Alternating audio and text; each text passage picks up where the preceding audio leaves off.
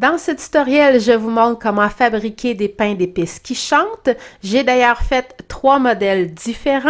Ces modèles pourront être contrôlés avec le programme Vixen qui va vous permettre de faire un lip sync à vos personnages sur la musique de votre choix. Voici d'ailleurs un petit aperçu des pains d'épices et voici comment les construire. Pour commencer, je vais vous inviter à aller sur mon site web. Le lien est en le bas de la vidéo YouTube. Pourquoi? Parce que non seulement vous avez le tutoriel, mais vous allez aussi avoir des pièces à télécharger. Donc, par exemple, ici, je vous ai mis les 3 différents pains d'épices que j'ai faits, que vous pourrez ensuite imprimer pour faire le tutoriel. Vous pouvez aussi prendre ces modèles-là juste pour la bouche et les yeux et faire votre propre modèle, un autre modèle quelconque. Le principe des yeux et de la bouche reste le même, peu importe le modèle que vous utilisez. Une fois que vous aurez téléchargé les modèles, simplement les imprimer. Maintenant que mes feuilles sont imprimées, ça va s'assembler un peu comme un affiche. Donc, vous allez avoir des bordures à couper, soit du côté gauche et en haut de la feuille. Donc, vous allez voir sur le motif, il reste un petit espace blanc sur le côté gauche et en haut. Donc, je vais les couper. Et voilà. Et c'est ça qui va me permettre de venir assembler ici. Donc, vous allez voir, je vais pouvoir venir par-dessus l'autre image, venir mettre les feuilles au bon endroit. Donc, vous allez être obligé de dépasser un petit peu par-dessus pour bien aligner. Une fois que c'est bien aligné, vous allez prendre du ruban adhésif et vous allez coller comme ceci les feuilles et vous allez pouvoir faire votre montage, donc assembler toutes les feuilles ensemble. Maintenant que toutes les feuilles sont assemblées, il ne me reste plus qu'à découper le contour à l'extérieur de la ligne noire pour avoir ma forme. Maintenant que mes modèles sont assemblés, je vais les déposer sur mes panneaux isolants et je vais simplement venir tracer tout le contour. Vous pouvez aussi tracer une ligne extérieure un peu plus large si vous ne voulez pas que votre cordon lumineux soit directement sur le côté du pain d'épices. Je suis rendue à la découpe. Pour séparer, moi j'avais 2 pains d'épices, donc j'ai pris un couteau à construction pour les séparer. Si vous avez des places aussi qui a des plus gros morceaux, vous pouvez aussi les enlever avec un couteau. Parce que moi, la découpe, je vais le faire avec un outil chauffant. Donc, c'est un outil que j'ai fait moi-même. Vous pouvez voir d'ailleurs sur ma chaîne YouTube comment le construire. Si vous n'en avez pas, vous pouvez toujours le faire au couteau. Faites attention, il y a beaucoup d'angles. Sinon, vous pouvez en acheter, ça se vend aussi sur le commerce. Donc, la façon de travailler est plutôt simple. Je vais mettre mon outil sur le côté. Vous allez voir la corde chauffe. Et je vais simplement venir suivre mon tracé. Et ici, et voilà. Donc, c'est plutôt simple. Je vous montre, par exemple, ici. Donc, je suis ma ligne. Donc, ça coupe tout seul. Je n'ai pas besoin de forcer. Et mes morceaux s'enlèvent comme ceci. Donc, je vais faire tout le contour de mon modèle. Et je vous montre la suite. J'ai terminé la coupe de mon contour. Donc, si vous voulez, vous pouvez prendre un papier sablé. Moi, j'ai pris du 150.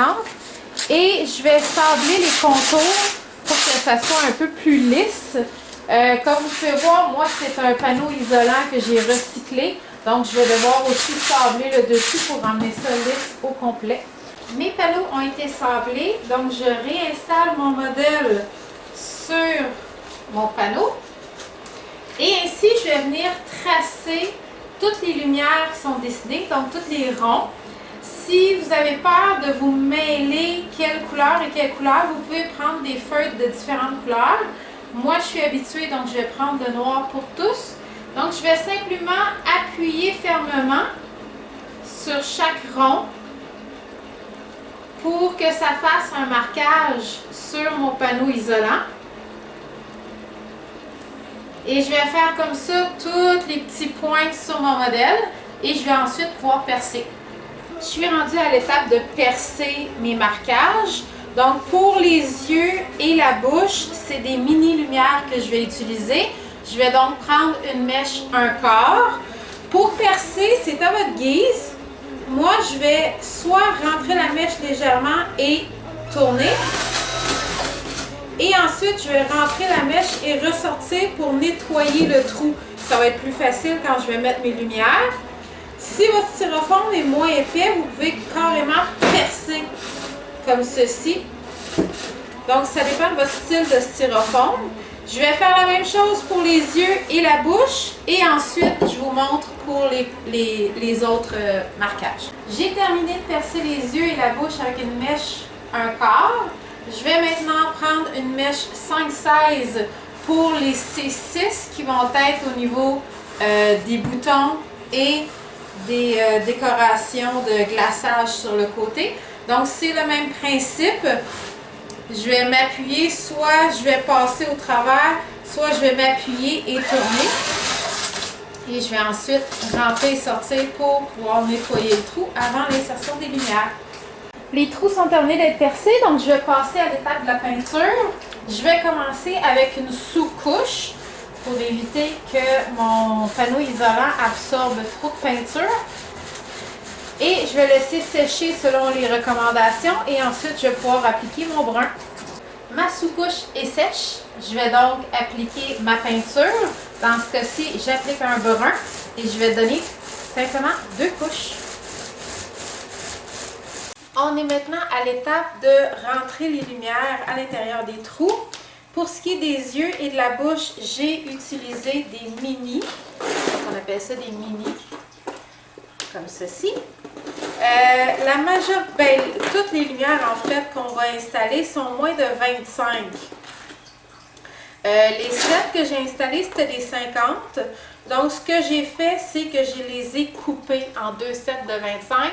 Vous pouvez aller voir sur ma chaîne YouTube comment sectionner un set de 50 en 2 sets de 25 lumières, si ça vous intéresse.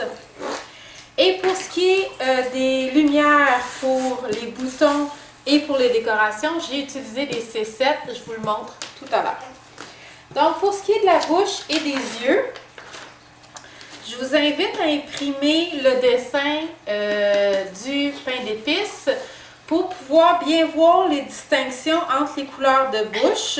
Le modèle est sur mon site web. Vous pouvez regarder dans la description du vidéo pour avoir le lien. Donc, en gris pâle, vous avez les yeux ouverts. En noir, les yeux fermés. En mauve, la bouche du haut. En rouge, la bouche du milieu. En bleu, la bouche fermée. En vert, la bouche du bas. Et en genre de fuchsia, vous avez la bouche en haut. Donc, c'est important de suivre les points avec votre modèle ici pour vous assurer de connecter les bonnes lumières au bon trou. Donc, je prends mon set. Moi, je préfère travailler avec un set de lumière allumée parce que des fois, quand vous allez les insérer à l'intérieur, il peut y avoir une mauvaise connexion qui va se former puis le set éteint. Donc, vous allez savoir tout de suite quelle lumière est problématique. Donc, ici, je vais partir. Vous allez voir souvent la première lumière du set est légèrement plus grosse que les autres. Donc, je vais laisser tomber cette lumière-là parce que de toute façon, j'en ai pas de besoin. Je vais commencer avec la deuxième lumière. Donc, si je fais par exemple la bouche du bas qui était la bouche en vert, je commence dans le coin. Donc, je vais mettre ma lumière ici dans le trou. Vous allez voir, c'est difficile de la pousser jusqu'à l'autre côté. Donc, ce que je vais faire, c'est que je vais prendre un tournevis comme ça à tête plate. Je vais la mettre en dessous de la lumière et je vais venir pousser avec le tournevis pour qu'elle sorte de l'autre côté. Ça ne sera pas facile parce qu'on a mis on a fait les trous plutôt tight pour être sûr que les lumières ne sortent pas de l'autre côté. Donc, je vous le montre par le dos, que vous puissiez voir. Donc ici, je vais mettre le tournevis en dessous de la lumière pour pouvoir la pousser. Donc, j'insère la lumière dans le trou ici. Je vais la pousser comme je peux. Et quand je suis arrivée au niveau des fils, c'est plus difficile à pousser. Donc, je vais venir insérer mon tournevis à tête plate et je vais venir pousser comme ça doucement jusqu'à l'autre côté. Là, je ne le ferai pas parce que je ne le vois pas là, quand je le fais comme ça. Mais vous voyez, donc je viens insérer mon tournevis à l'endos et je viens pousser comme ça doucement. Je m'assure que la lumière reste toujours au centre pour pouvoir la pousser et la voir de l'autre côté. Donc, poussez pas trop vite. Ça m'arrive de temps à autre, là, en poussant un peu trop vite, là, il va y avoir un morceau de styrofoam qui va lever. Ça se recolle avec la colle chaude, puis vous pouvez le repatcher un petit peu là, avec de la peinture, là, si jamais ça vous arrive, c'est pas très grave. Donc, je vais insérer mes lumières pour toutes les bouches et les yeux.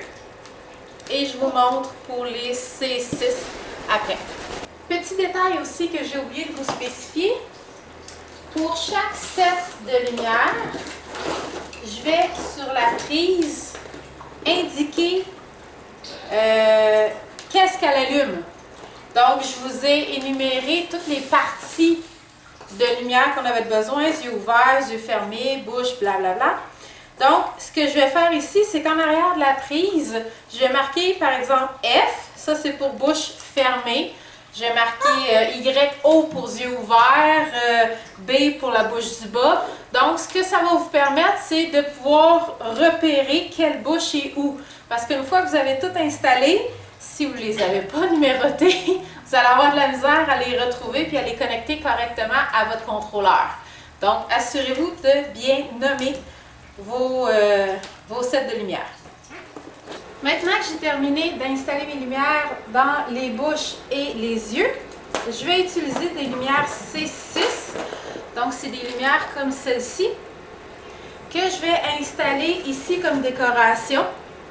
Premièrement, j'enlève toutes les lumières du fil.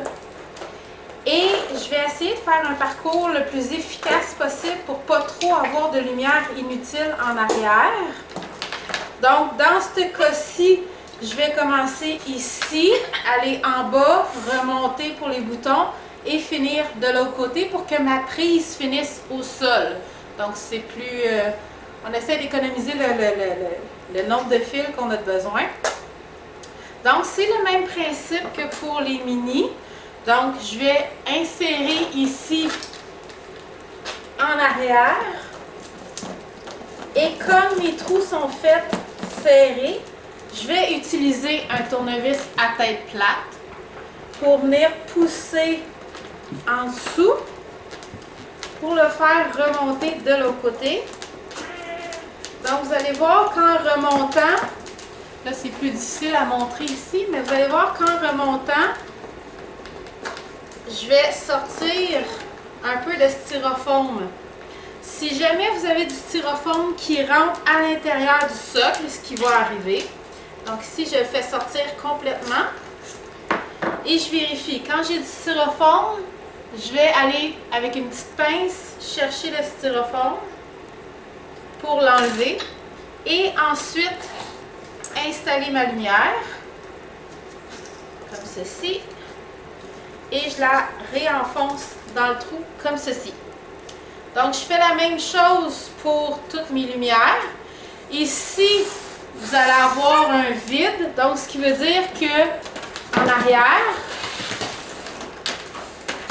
donc si je le vire comme ceci, en arrière, je vais avoir des lumières qui vont se promener comme ceci et qui vont être allumées pour rien. Mais bon, le truc, ça va être de passer de un à l'autre et de faire ça pour toutes les lumières. Donc, quand je vous disais de pousser ici, je viens simplement accoter mon tournevis sur la base ici, puis c'est là que je vais pousser pour l'insérer à travers le trou. La dernière étape, c'est de poser ce que j'appelle le cordon lumineux. Donc, comme ceci. J'ai acheté un 15 pieds, donc si vous imprimez exactement le modèle que je vous ai offert, c'est suffisant. Donc, pour passer le cordon lumineux, premièrement, je vais commencer par faire un gros trou dans le bas du bonhomme d'épices pour pouvoir passer mon cordon en arrière. Je vais dévisser ici la fin où il y a la prise pour pouvoir l'insérer à l'intérieur. Donc ici, je vais le tasser un petit peu pour que vous le voyez. Donc, je rentre à l'intérieur du trou et je vais aller le connecter en arrière. Donc comme ça, ma prise va être dissimulée. Le plus difficile, c'est de faire tenir le cordon lumineux sur le panneau isolant. Donc, pour ceci, la première année, j'avais essayé avec de la colle chaude. Malheureusement, avec les hivers québécois, il fait trop froid, donc ça a décollé. Donc, ce que je fais cette année, c'est que j'ai pris les attaches qui sont avec le cordon lumineux. Donc, c'est des genres de petits crochets transparents qui sont dans la boîte du cordon lumineux. Et j'ai pris des clous à tête plate de 2 pouces que j'ai insérés dans le trou ici. Et ça va me faire comme des ancrages un peu partout. J'en ai, dépendant des modèles, à peu près 16. Donc, il n'y en a pas tout à fait assez dans les boîtes. Donc, j'espère que vous en avez d'autres. Je ne sais pas si ça se vend individuellement, pour être honnête. Donc, ce que je fais, c'est que je vais partir mon cordon ici, juste à côté du trou. Donc, je vais mettre mon ancrage de départ ici et je vais simplement clipper le cordon à l'intérieur. Et je vais continuer comme ça. Vous allez voir, il y a certaines places où ça tourne, où c'est plus difficile à faire tenir. Donc, dans ces places-là, je vais mettre 2 ancrages, un de chaque côté pour que ça tienne bien. Vous allez voir aussi, je vais vous le montrer, je vais faire le tour. Je vais vous montrer un peu le résultat, puis je vais vous montrer comment je peux faire pour que ça soit plus esthétique quand j'ai terminé. J'ai terminé de mettre mes ancrages. Donc, vous voyez aussi que ça plie vraiment beaucoup. J'en ai mis 2. Comme vous pouvez voir aussi, ça tient, mais regardez ici, là, ça gondole. Puisqu'on fait beaucoup travailler le cordon lumineux, c'est pas plat partout. Ça ne suit pas exactement la forme que je voudrais. Donc, j'ai utilisé plus les ancrages pour éviter que ça fasse forcer le cordon.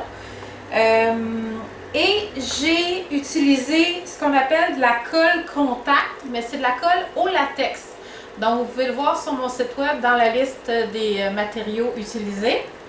Donc, comme c'est une colle contact, il faut en mettre sur les 2 surfaces. C'est là que le fun commence parce que comme le cordon lumineux tourne beaucoup, c'est pas toujours la même surface. Donc, ça tord un peu. Donc, pour ma part, j'ai fait certaines sections, j'ai laissé sécher, j'ai collé, puis ensuite j'ai continué à une autre section, etc. Donc, je vous montre un peu. Si je commence ici, donc je veux m'assurer que ça soit la bonne place. Donc, j'en mets une partie sur le cordon lumineux. Donc là, je vais le détaquer. Je m'assure que ce soit la bonne surface que je mets de la colle. Et comme c'est une colle contact, il faut que j'en mette sur les 2 surfaces. Donc, je vais en mettre ici où passe mon cordon lumineux. Ensuite, dans le cas de cette colle-là, je laisse sécher 30 à 40 minutes. Et ensuite, je viens coller les 2 parties ensemble. Donc, ça colle instantanément. Et ensuite, je vais continuer mon parcours pour faire tout l'ensemble du pain d'épices. Ce qui va me permettre d'avoir un cordon lumineux qui est vraiment bien placé. Puis les ancrages vont éviter probablement que ça force trop et que ça décolle avec le temps. J'ai maintenant terminé de coller tout mon cordon lumineux. Comme vous pouvez voir, ça fait une plus belle finition. Donc tout est à sa place. Maintenant, il me reste à fixer les ancrages pour pouvoir les fixer au sol. Pour ancrer les pains d'épices au sol, je vais prendre ce que j'appelle une bande galvanisée, donc ce que j'appelle aussi une strap métallique. Dans mon cas, je vous donne les dimensions environ. Là. Donc, je compte 8 trous. 1, 2, 3, 4, 5, 6, 7, 8. Je vais prendre des snips pour couper. Ici, je laisse environ 3 trous. Je plie. Et je vais ensuite replier pour faire un anneau. Donc ici, ma rode de fer va pouvoir passer ici. Ça va être collé après mon pain d'épices. Donc ça va permettre de bien ancrer mon pain d'épices au sol. Donc je vais le mettre le plus droit possible. Et comme ça, je vais en couper 4 que je vais venir coller à l'arrière de mon pain d'épices avec du PL. Pour fixer mes ancrages, donc je vais prendre une rode de fer que je vais mettre à l'arrière de mon bonhomme. Je vais aussi utiliser un niveau pour mettre la tige, la rode la plus droite possible. Donc ici, je vais la retasser. Donc ici, elle serait droite. Je vais venir mettre mon ancrage. Je vais venir tracer où je vais devoir mettre de la colle.